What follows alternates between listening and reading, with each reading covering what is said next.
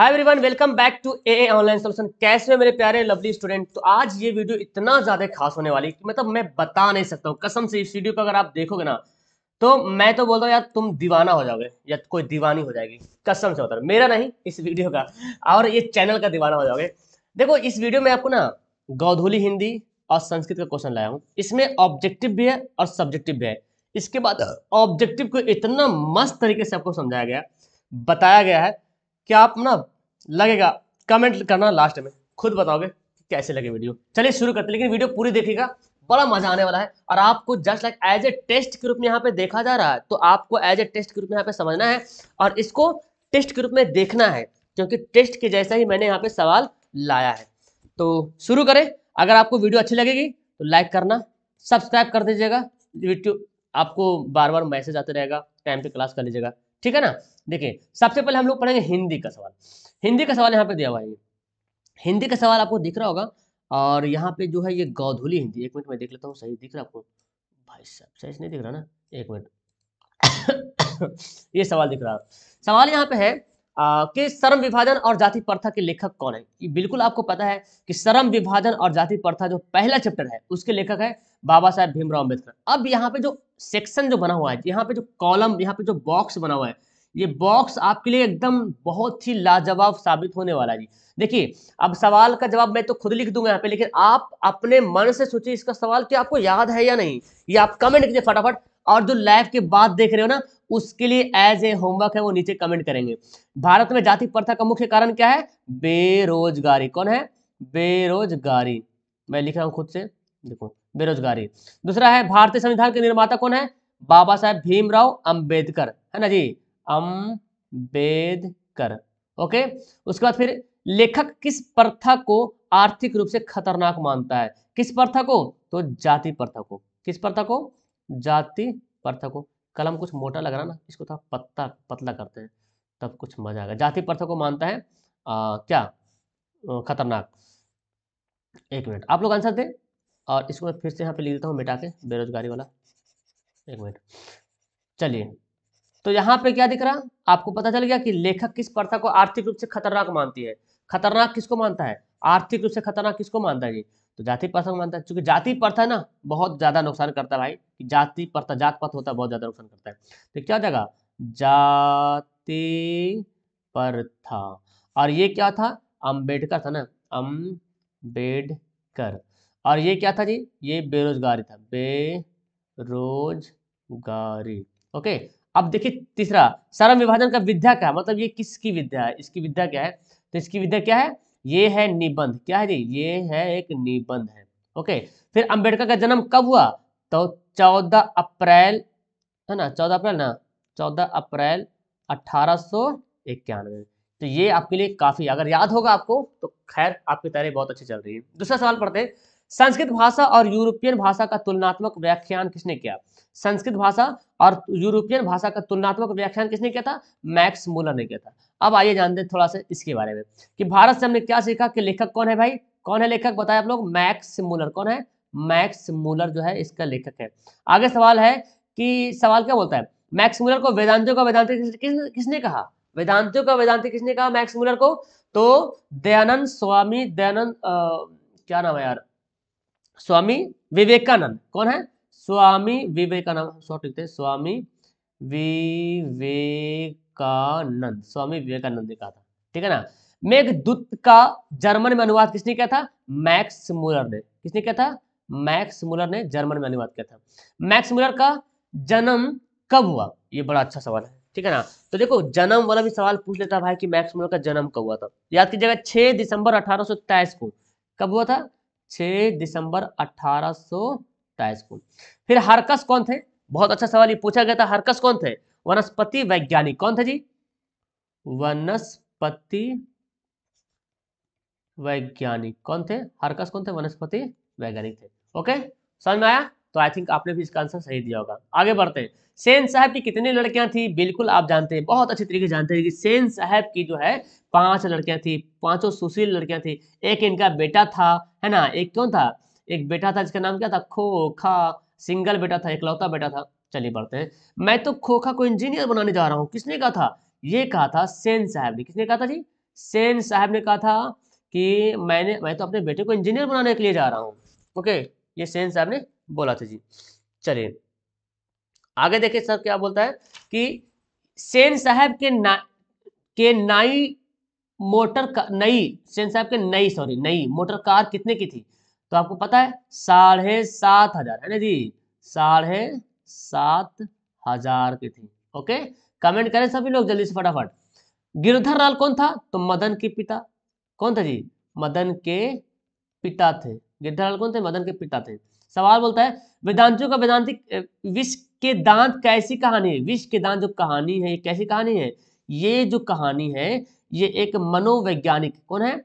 मनोवैज्ञानिक, मनोवैज्ञानिक कहानी है। ठीक है ना। आगे बोलता है सेन साहब की आंखों का तारा कौन है? खोखा। कौन है? खोखा जो है आंखों का तारा है। समझ में आया? चलिए ये सवाल को पढ़ें, जब तक मैं यहाँ पे माउस को सही करता हूँ, सवाल को पढ़ के आप लोग आंसर दें। एक थोड़ा सा टाइम दीजिए हमको, माउस को मैं सही कर लेता हूँ ताकि आपको दिखेगा क्लीन। और इसके बाद एक मिनट यार, वेट वेट वेट वेट, तो मैं यहाँ पे माउस को कर लेता हूँ सही, और थोड़ा सा पॉइंटर आ जाएगा तो आपको क्लीन दिखेगा और मज़ा आएगा कि मैं कहाँ पे लिख रहा हूँ, क्या लिख रहा हूँ। पता नहीं दिख रहा है आपको क्या? यहाँ पे नहीं दिख रहा, मिशन फेल हो गया। चौथा सवाल है द्विवेदी जी को साहित्य अकादमी पुरस्कार किस रचना पर मिला? द्विवेदी जी को साहित्य अकादमी पुरस्कार मिला था आलोक पर्व पे। अब यहाँ पे देखिए जी, नाखून का इतिहास किस पुस्तक से मिलता है? कामसूत्र से, है ना। कामसूत्र एक पुस्तक है, कामसूत्र। ठीक है ना। दधीची की हड्डी से क्या बना था? आपको पता है? दधीची की हड्डी से बना था इंद्र का वज्र। क्या बना था? इंद्र का वज्र बना था, इंद्र का वज्र बना था। ओके, आगे बोलता सवाल अशोक के फूल किसकी रचना है? तो किसकी रचना है? द्विवेदी जी के, है ना। द्विवेदी जी, द्विवेदी, मैं क्या लिख रहा हूँ, द्विवेदी ना, द्विवेदी। एक मिनट, इनकी भी बोलते हैं हजारी प्रसाद द्विवेदी, तो मैं शॉर्ट कट में लिखता हूँ द्विवेदी जी का। ओके, आगे बोलते हैं हजारी प्रसाद द्विवेदी का जन्म कब हुआ? बहुत अच्छा सवाल है। 1907 ईस्वी को हजारी प्रसाद द्विवेदी जी का जन्म हुआ था, 1907 में। ठीक है, चलिए जी आगे सवाल पढ़ते हैं। बोलता क्या कि हजारी प्रसाद द्विवेदी जी ने किससे पूछा, से किसने पूछा नाखून क्यों बढ़ते हैं? तो छोटी लड़की ने, है ना, मतलब उनकी छोटी बेटी थी, छोटी लड़की ने। ओके, मजा आ रहा? तो यहाँ पे आपको ये सवाल क्लियर हो गया। पांचवा सवाल देखिए, नेपाली भाषा किस भाषा में लिपी आती है? नेपाली भाषा जो है किस लिपि में लिखी आती है? तो आपको पता है नेपाली भाषा हो या हिंदी भाषा हो, इसकी जो लिपि क्या है? इसकी लिपि है देवनागरी। अब यहाँ पे कुछ सवाल है जो कि आपको जवाब देना है। हिंदी के आदि कवि कौन है? सरहपाद। कौन है? सरहपाद, ये हिंदी के आदि कवि है। बेतमा, बेटमा लिखा गया, सॉरी, बेतमा दान पत्र किस समय का था? 1020 ईस्वी का, है ना। 1020, ये था ना जी, 1020 ईस्वी का था। नागरी लिपि के लेखक कौन है भाई? तो ये तो पता ही है, गुणाकर मूले, गुणाकर मूले इसके जो है लेखक है। ठीक है जी, याद रहेगा, गुणाकर मूले। आगे बढ़ते हैं, सूर्य नामक पुस्तक की रचना किसने किया था? यही मूले ने, गुणाकर मूले जी ने किया था। हिंदी की लिपि क्या है? बहुत इंपॉर्टेंट है जी, ये हिंदी की लिपि क्या है? देवनागरी। क्या है? देवनागरी। देखिए कैसा लगा आपको ये क्लास? ये आपको वीडियो अभी खत्म नहीं हुआ, अभी संस्कृत पढ़ना बाकी है। ये अभी यहाँ पे हिंदी खत्म कर दिया मैंने। कितना क्वेश्चन बता दिया? 25 और 5 ऑब्जेक्टिव वाला, 30 मैंने सवाल बता दिया, और आपको 25 सवाल एज ए टेस्ट के रूप में बनाया पड़ा, है ना। आपको आंसर बताना पड़ा। तो नीचे कमेंट सभी लोग कर रहे हैं, लास्ट में कमेंट करना कि कितना आपने सही बनाया। अब देखो आपके लिए मैंने सब्जेक्टिव भी सवाल लाया बाबू, कि मदन और ड्राइवर के बीच के विवाद के द्वारा कहानीकार क्या बताना चाहता है? तो मदन ड्राइवर के बीच विवाद हुआ था, कहानीकार यही बताना चाहता है कि मदन की महल और झोपड़ी वालों की लड़ाई में अक्सर महल वाले ही जीतते हैं। क्या बात है कि नहीं? बिल्कुल, महल वाले झोपड़ी वाले, मतलब गरीब लोग हार जाते हैं, अमीर लोग जीतते हैं। पर उसी हालत में जब दूसरे झोपड़ी वाले उसको मदद अपने ही खिलाफ करते हैं, जब बोला गया, पर उसी हालत में जब दूसरे झोपड़ी वाले उनको मदद अपने ही खिलाफ करते हैं, हाँ, तब ऐसा काम होता है। आगे बोलते हैं लेखक की दृष्टि में सच्चे भारत के दर्शन कहाँ मिलते हैं? लेखक की दृष्टि में सच्चे भारत के दर्शन भारत के गांव में हो सकती है, क्योंकि भारत में नागरिक ग्रामवासियों को सच्चे अर्थ में दर्शन को ही लेखक ने माना है। मतलब सच्चे अगर ग्रामवासी है तो कौन है वो? नागरिक। अगर सच्चे नागरिक है, सच्चे भारतीय है, तो वो ग्राम जाइए, सच्चे भारत को देखना तो गांव जाइए, गांव में देखिए, दृश्य देखिए, नेचर देखिए, तो आपको वहां तक देखने को मिलेगा। नाखून क्यों बढ़ते हैं? नाखून बढ़ते नाखून को द्वारा प्राकृतिक मनुष्य को क्या याद दिलाती है? तो बढ़ते नाखूनों द्वारा प्राकृतिक मनुष्य को यही याद दिलाती है कि मनुष्य को अब भी प्रकृति उसके भीतर अपने अस्त्र से वंचित नहीं कर रही है कि नहीं? तुम वही लाख वर्ष के पहले नख दंतावलंबी जीव हो जो पशु के साथ एक ही स्तर सतह पर चित्रण करते और चरते थे। मतलब कहानीकार ये बोलना चाहता है कि अभी नाखून हो गया मनुष्य के पास। नाखून तो एक प्रकृति का देन है और अभी भी नाखून याद दिलाती है कि तुम अभी भी वही, भीतर से तो वही हो ना, भीतर से वही हो अभी तुम जो जो पहले लाख वर्ष पहले जो है, जो लंबे लंबे दांत वाले जीव के साथ रहते थे, चरते थे, है ना, वही याद दिलाते नाखून। आगे बोलते हैं देवनागरी लिपि में कौन कौन सी भाषाएं आती है? देखिए देवनागरी लिपि में हिंदी और इसकी विविध बोलियां कौन कौन है? नेपाली, नेपाल की बोली नेपाली, खसकुरा व नेवारी भाषा, मराठी भाषा, प्राचीन काल की संस्कृति व प्राकृतिक भाषा, गुजराती, बांग्ला, तमिल, मलयालम मलयालम, तेलुगु, कन्नड़ भाषाएं, सब देखो ये सब भाषा जो है देवनागरी लिपि में लिखी जाती है। क्लियर है? तो इससे ऑब्जेक्टिव आपका क्लियर हो जाने वाला अच्छी वाली। अब आते हैं संस्कृति की तरफ, संस्कृत की ओर बढ़ते हैं।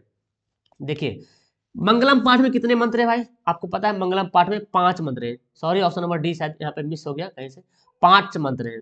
अब यहाँ पे कुछ सवाल आपके लिए है जी कि स्वर्णमय पात्र से किसका मुंह ढका हुआ है? पता है ना किसका मुंह ढका हुआ है? सत्य का मुंह ढका हुआ है। छोटे से भी छोटा क्या है? छोटे से भी छोटा क्या है? आत्मा, है कि नहीं? फिर आता क्या? सत्यमेव जयते किस उपनिषद का मूल मंत्र है? मुंडकोपनिषद। मुंड देखो भाई, मुंडकोपनिषद, मुंडकोपनिषद कौन है? मुंडकोपनिषद, मुंडकोपनिषद से। फिर सत्य का मुंह किस पात्र से ढका हुआ है? हिरणमय पात्र से ना, हिरणमय पात्र से। ओके आगे है मंडलम पाठ का रचनाकार कौन है? ये तो आई थिंक वेद व्यास है ना, वेद व्यास जी। ओके वेद व्यास, तो ये इसको नोट कर लीजिए, अच्छा लग रहा। आगे बढ़ते हैं। पटना का इतिहास कितना साल पुराना है? बिल्कुल पता आपको कि 2500 वर्ष पुराना पटना का इतिहास। अब कुछ सवाल यहाँ पे है, गोलघर कहाँ है जी? गोलघर है पटना में, है कि नहीं? गुरु गोविंद सिंह का जन्म कहाँ हुआ था? पटना में, गुरुग्राम बोलते हैं उसको, गुरुग्राम, गुरुग्राम। अब पटने में पड़ता गुरुग्राम। पटना में हमेशा युद्ध, आग और बाढ़ का भय रहेगा, किसने कहा था? ये गौतम गौतम बुद्ध ने कहा था। किसने कहा था जी? गौतम बुद्ध ने कहा था। गुरु गोविंद सिंह किस धर्म के थे? किस धर्म के थे? तो ये तो ईसाई, ईसाई धर्म, अरे सॉरी सिख, है ना, सिख धर्म के, सिख। बुद्ध काल में पाटलिपुत्र का नाम क्या था? क्या नाम? पाटिलग्राम। क्या नाम था? पाटिलग्राम, लीजिए पाटिलग्राम नाम था। याद रहेगा? आई थिंक आपको याद भी होगा ये सब सवाल। मजा आ रहा पढ़ने में? आगे बढ़ते हैं। अलस कथा में आग कब लगाई गई? देखिए आप लोग वीडियो को लाइक कर दीजिए। आई थिंक अब तक तो आप लोग को बहुत मजा आया होगा पढ़ने में, और लाइक कर दीजिए वीडियो को, ठीक है ना। अलस कथा कहानी है आलसियों के बारे में, है ना। आग कब लगाई गई? जब सब सो रहे थे। अब कुछ सवाल यहाँ पे है कि अलसशाला में आग किसने लगाई? कर्मचारियों ने, है ना, कर्मचारियों ने या मंत्रियों ने भी देता है। ओके कर्मचारियों ने। आगे मैथिली भाषा के कवि कौन थे? तो कौन थे? विद्यापति। कौन थे जी? विद्यापति जो है मैथिली कवि के, इसको मैथिली कवि भी बोला जाता है विद्यापति को, ठीक है ना। अलस कथा पाठ के रचयिता कौन है? इसके रचयिता वही है, विद्यापति है, विद्यापति। आगे बोलता है वास्तविक आलसियों की संख्या कितनी थी? टोटल रियल में वो आलसी कितना था? 4 था। वीरेश्वर को कैसा था? दानशील था, दानशील मतलब खूब दान देने वाला, है ना, दानशील था जी। चलिए तो इसका हो गया आंसर। मैत्री कौन थी? बड़ा अच्छा सवाल है जी। मैत्री कौन थी? मैत्री यज्ञवल्क्य की पत्नी थी। अब यहाँ पे कुछ ऑप्शन यहाँ पे दिख रहा है। समाज की गाड़ी गाड़ी कैसे चलती है? और स्त्री और पुरुषों से, है ना, स्त्री तथा पुरुषों से, स्त्री तथा पुरुषों से, ये स्त्री और पुरुषों से समाज की गाड़ी चलती है। अच्युत राय राजा कहाँ कहाँ के राजा थे? ये थे क्या नाम है उसका? विजयनगर, हाँ विजयनगर, विजयनगर, विजयनगर, विजयनगर के राजा थे, विजयनगर के राजा थे। आगे सवाल पढ़ते हैं। अच्युत राय की पत्नी कौन थी? इसकी पत्नी थी तिरुमलांबा। कौन था? तिरुमलांबा, ठीक है। चलिए जी आगे सवाल है, कंपन राय की पत्नी कौन थी? गंगा देवी या गड्डा देवी लिखता है, समझ लीजिए। गंगा देवी हम हिंदी में पढ़ सकते हैं, गड्डा देवी कहीं कहीं देता है। विजय भट्टारिका किसकी पत्नी थी? ये जो पत्नी थी चंद्रद्वितीय, चंद्रद्वितीय, चंद्रद्वितीय, द्वितीय, ठीक है। चलिए जी आगे एक आखिरी सवाल पढ़ते हैं। भारत महिमा पाठ का प्रथम पद किस पुराण से लिया गया है? तो ये विष्णु पुराण से लिया गया है। अब यहाँ पे सवाल है, भारत की शोभा से कौन प्रसन्न हुए? ईश्वर, है ना जी, ईश्वर।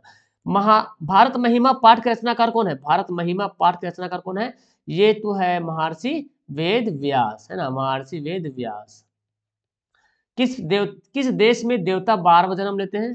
भारत में। ठीक है।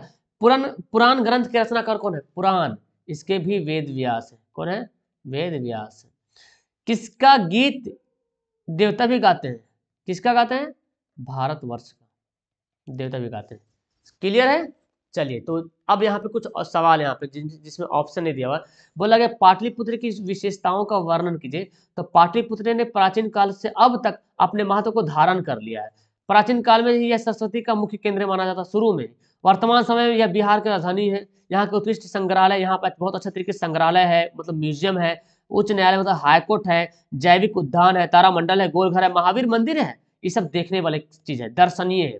सिख संप्रदाय के 10वें गुरु गोविंद सिंह का जन्म स्थल भी है, गुरुद्वारा के नाम से जाना जाता है जी, जहां देश विदेश के यात्री दर्शन करने आते हैं तथा पटना का पालन करने वाली देवी पटन देवी आज भी पूजा की जाती है। हाँ देखिए, बड़ा मस्त सवाल है ना। सवाल आता है कि पटन देवी कौन है ना। चलिए आगे बढ़ते हैं। अलस कथा पाठ की विशेषताओं का वर्णन कीजिए। अलस कथा पाठ की विशेषता यह है कि यह पाठ हमें बताता है, यह हमको क्या बताता है कि आलस्य मनुष्य का महान शत्रु है। जो हम लोग आलसी करते हैं, जो लेजी करते हैं, जो सुस्ती करते हैं, वो मनुष्य का महान शत्रु है, बहुत बड़ा दुश्मन है। परिश्रम से बड़ा कोई मित्र नहीं होता है। जब हम मेहनत करते हैं, मेहनत से बड़ा कोई भी दोस्त नहीं है भाई, मेहनत सबसे बड़ा दोस्त है। परिश्रमी व्यक्ति कभी दूसरों पर आश्रित नहीं रहते हैं। जो भी मेहनत करने वाले व्यक्ति होते हैं वो दूसरे पर डिपेंड नहीं रहते हैं, है ना। अतः आलस्य को त्याग कर परिश्रम करना चाहिए। तो मतलब हमको करना क्या चाहिए?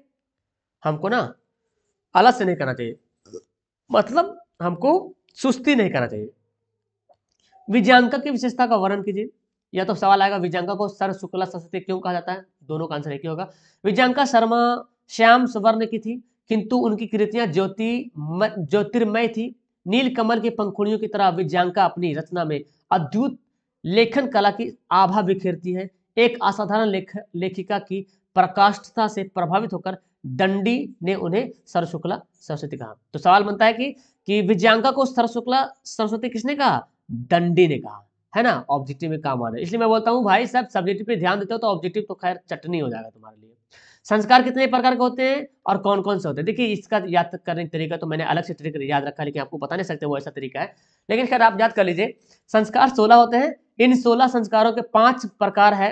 5 प्रकार। पहला प्रकार है जन्म से पहले 3 संस्कार, ठीक है। यानी कि जब बच्चे जन्म नहीं होते, जैसे हम लोग जब जन्म नहीं लिए थे उस समय हमारा 3 संस्कार था। अब जब 6 शैशव संस्कार, शैशव संस्कार बोलते हैं ना, जो बच्चा जब शिशु होता है, मतलब जन्म हुआ, जन्म से शायद 2 साल या 6 साल के आसपास को बोलता है शैशव संस्कार। तो 6 शैशव संस्कार है। फिर जब पढ़ने लगते हैं ना तो शिक्षा संस्कार आता है। और जब विवाह हो जाता है तो एक आता है विवाह के रूप में संस्कार, और जब मर जाते हैं तो अंत्येष्टि संस्कार, मतलब आखिरी संस्कार, आखिरी रस्म, अंत्येष्टि संस्कार में गृहस्थ संस्कार है। चलिए भाई, तो अब तो यहाँ पे मैंने सवाल बता दिया है। अब ये वीडियो आपको कैसी लगी? ये अगर आपको दिख रहा, अभी तो खैर लाल नहीं दिख रहा होगा, अभी तो ब्लैक दिख रहा होगा ना। अभी तो सब्सक्राइबर का बटन ब्लैक हो गया, तो ब्लैक को जल्दी से दबा दीजिए आप लोग, मतलब सब्सक्राइब कर लीजिए, घंटा दबा दीजिए और फॉलो कर लीजिए। मुझे नीचे कमेंट बॉक्स में यहाँ पे दिया हुआ है, आप मुझसे कांटेक्ट भी कर सकते हैं 8210423200, यहाँ भी कांटेक्ट कर सकते हैं, टेलीग्राम में से भी कांटेक्ट कर सकते हैं, सारा डिस्क्रिप्शन में लिंक दिया हुआ है। ओके, तो फिलहाल वीडियो को लास्ट करते हैं। कैसी लगी वीडियो, आपने कितना बनाया नीचे कमेंट करके मुझे जरूर बताइएगा। That's all, thank you everyone.